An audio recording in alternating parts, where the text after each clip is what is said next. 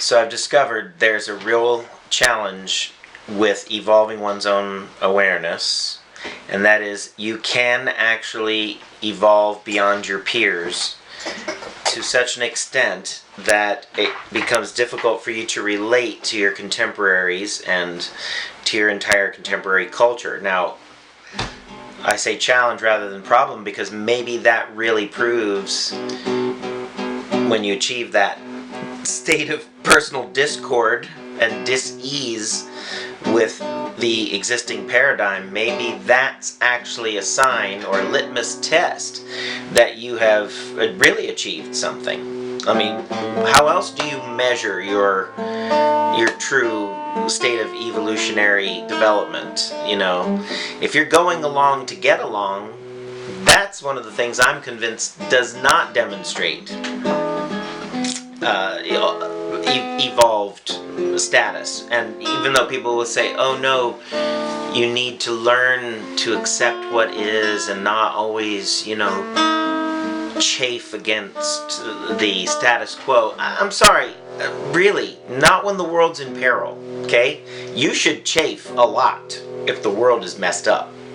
Because social conscience and social justice is an evolutionary forefront, and when it comes to you being an instrument thereof, and make no mistake, human beings can be, even though they usually get shot for it, you can change the world. Period. So, shouldn't you try, even if it makes you a stranger in a strange land, even if it makes you a prophet with no friends in his home country, even if it puts you at odds with the larger societal patterns of the day, such as, for me, using Federal Reserve notes.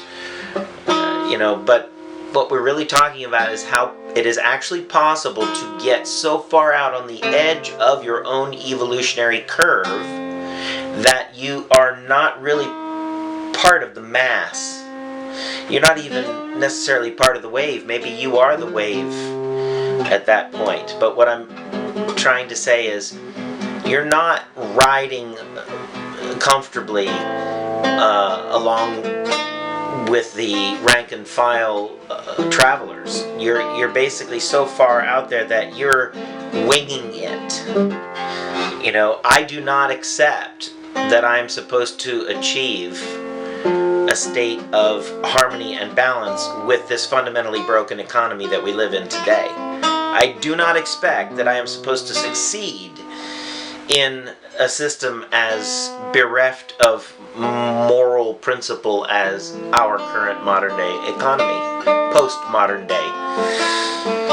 And even though we all benefit from tremendous advances like all these telecommunications devices and the Wi-Fi networks that are everywhere and the ability to download any book ever published on demand and expand your literary repertoire, ad infinitum, there are still some pretty major problems with humankind becoming so dependent on instrumentalities and on centralized structures like power systems that are liable to be damaged by geomagnetic storms and so on and so forth. So what I've begun to realize is that I know too much. What I've begun to see is that I don't fit anymore in this world, and that therefore God has every right to take me out of it at any time. But I am choosing with all my heart and soul, I am praying that God will let me stay.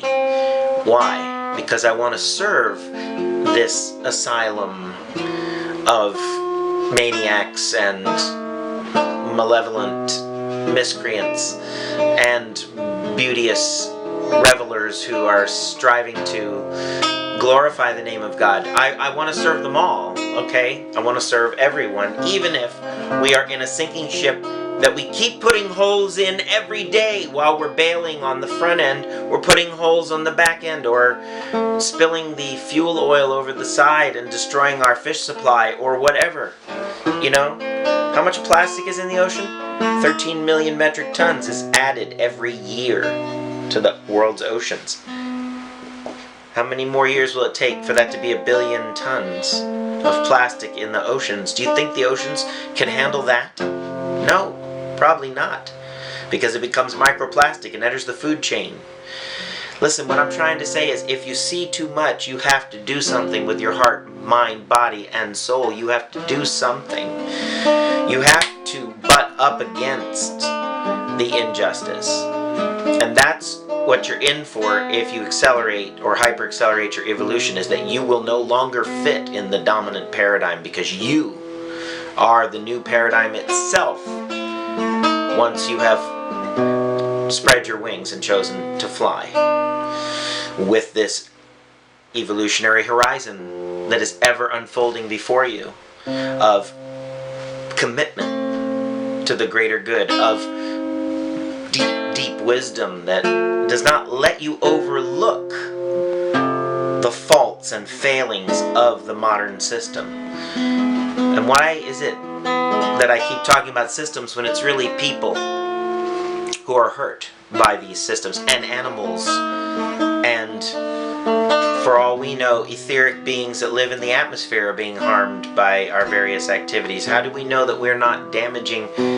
the very bioenergetics of the planet, the living systems? When you say carrying capacity is reduced, well, that means the vibrancy of the earth is also being lost.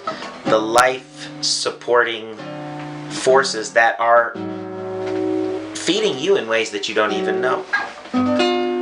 The chi of the planet has been somewhat toxified and enervated and overexcited, and even perhaps to the extent that we don't know how powerful we really are as extensions of the biosphere.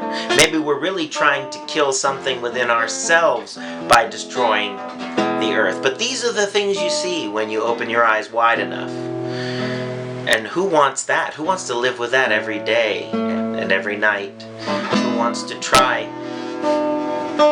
to soothe one's own soul every moment, knowing that it's become a dangerous world, knowing that it's become a radioactive world, and knowing that food could be scarce any day for up to 9 billion people? We're in the hands of spirit, and we are growing into our greater yet to be every day, and that's all I know. And there I rest my case for evolution.